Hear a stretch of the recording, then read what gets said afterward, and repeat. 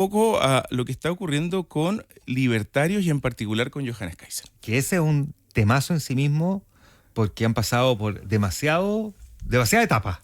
Claro, porque pasamos primero desde que Johannes Kaiser no iba a ser candidato presidencial a un Johannes Kaiser que saca el 14% de los votos y que se transforma además en un partido con representación parlamentaria significativa, un conglomerado en términos electorales de parlamentarios en conjunto con republicanos y socialcristianos, pero desde ahí comienza a sonar con fuerza la posibilidad de que el propio Johannes Kaiser sea ministro del gabinete. Sonó con fuerza al Ministerio de Defensa, incluso el de Seguridad en algún minuto. A ver, yo iría un paso atrás. A ver, Cuando Johannes Kaiser pasa la primera vuelta, y todavía no era la segunda vuelta, él define que van a ser una oposición cariñosa, a veces constructiva y en algún momento a veces molesta. Eso es lo que dice al principio, ¿no es cierto? Y después empiezan estas conversaciones donde él dice que lo va a respaldar, digamos, sin condiciones. Y después empiezan a aparecer los problemas. Cuando aparece esta declaración de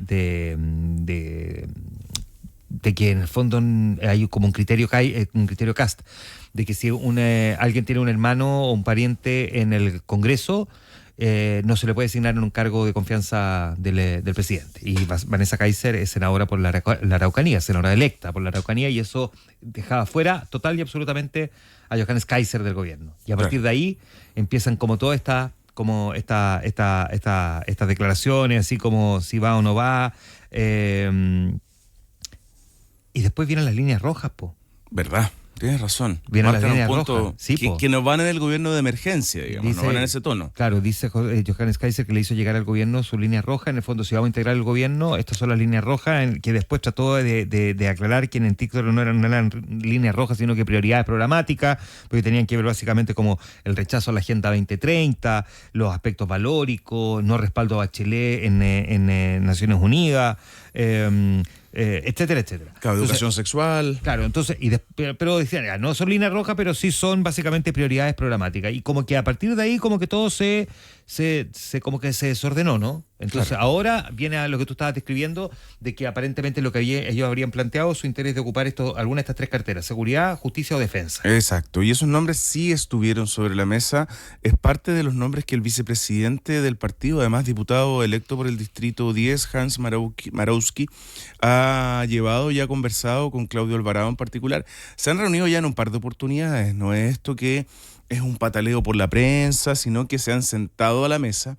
¿Y qué decía ayer Johannes Kaiser en un punto de prensa junto a su equipo más cercano? Que no tienen suficiente información para formarse una opinión respecto a cómo se va a organizar el gobierno.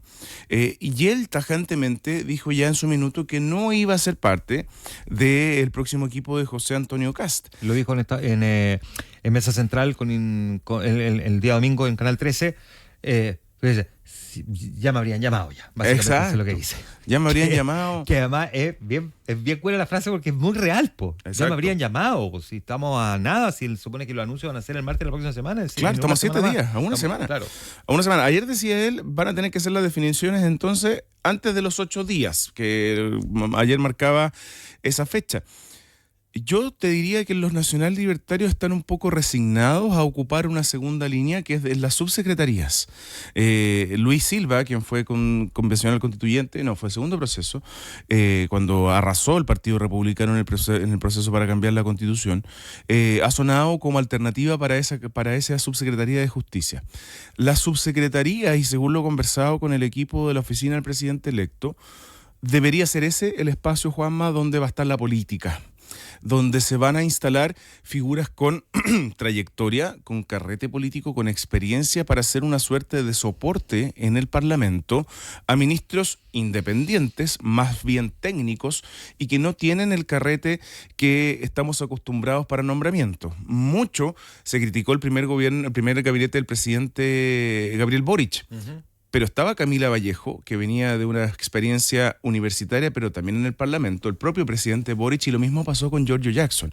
Quizás donde estuvo ahí el fantasma, que finalmente tuvo malos resultados, es con Isquia Siches, que había sido presidenta del Colegio Médico, pero no tenía una figuración, ni un conocimiento, ni una cercanía con el Parlamento, y los resultados se vieron a los pocos días. Digamos que fue un muy mal tándem, además, porque Giorgio Jackson, que se supone que venía del Congreso, iba a ser un buen puente y terminó siendo un pésimo puente con el Parlamento. Él mismo lo reconoció en la autocrítica que hizo a fines del año pasado, ¿no?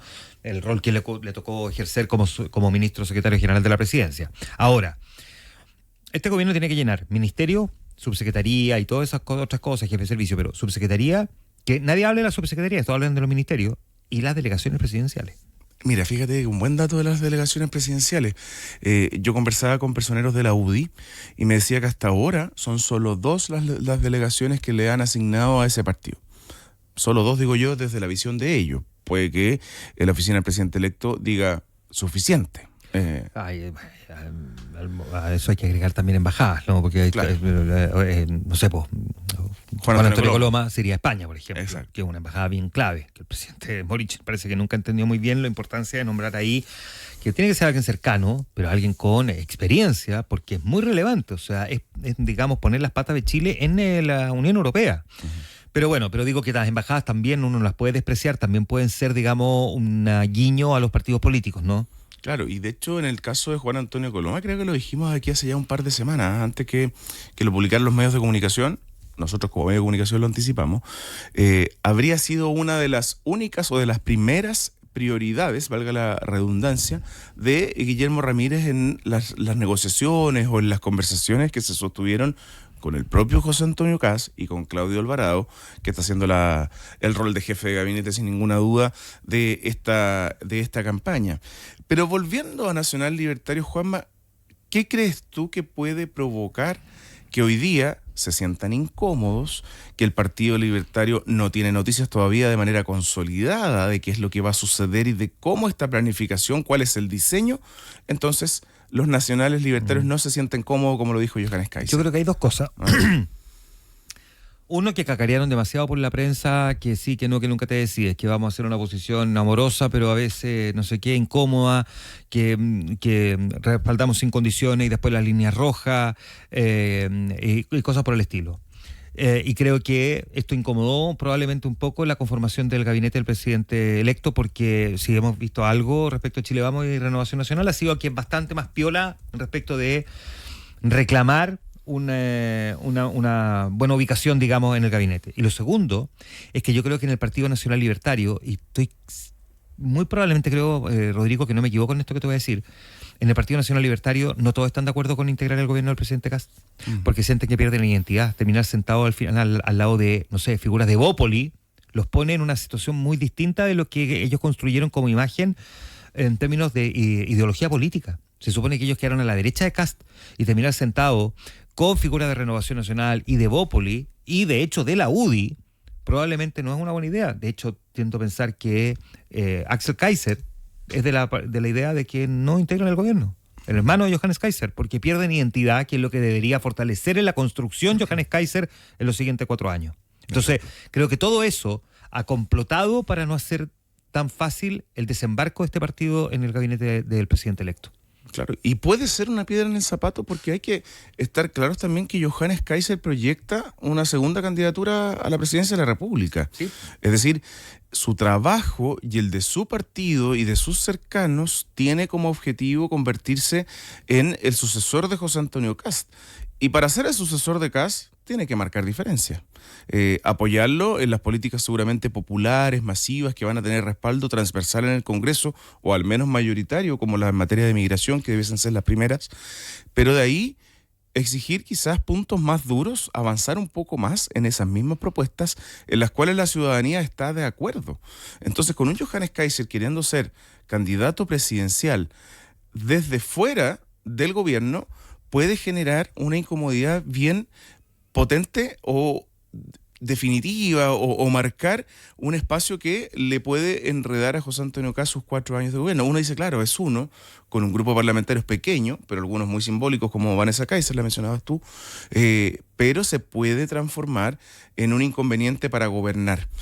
¿Van a ser votos claves? Sí, uno mucho habla del PDG, pero con los nacionales libertarios fuera, o exigiendo más de lo que va a haber sobre la mesa, va a ser un enredo. No, si a José Antonio Caz le conviene tener al Partido Nacional Libertario dentro del gabinete, el tema es dónde lo pone. Y yo creo que ese es como el jarrón chino que te regaló la tía, esa tía abuela, y tú no sabes qué hacer con el jarrón, pero tenés que tenerlo ahí porque la tía abuela te va a ver bien seguido, ¿no? Y no podías esconderlo. Claro. Yo creo que al final se le está convirtiendo en este tipo de dilema, porque además un Johannes Kaiser por fuera le puede complicar mucho más la vida, y lo que no necesita José Antonio Caz es crear una oposición que no necesite, que se pudo haber evitado, porque ya va a tener suficiente con la oposición de izquierda.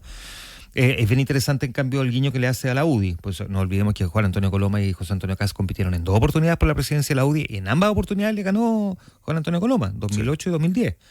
Y eso es como lo que provocó que algunos años después José Antonio Caz al final se fuera de la UDI. Y sin embargo ahí está, ¿no? Está trabajando con él, al punto de que muy probablemente va a terminar siendo el embajador de Chile en España. Sí, sí, ahí hay un guiño, sin duda, pero ahí a ponerle ojo también a la molestia de UDI-RN. Evópoli también, Juan Manuel Santa Cruz lo manifestaba de alguna manera, bueno, lo que decía Juan Francisco Eli con sutileza. Es que a Santa Cruz le va a pesar el dolor de guata de Caz. Sí, no compró el viadil necesario. No, definitivamente. 8:49 minutos.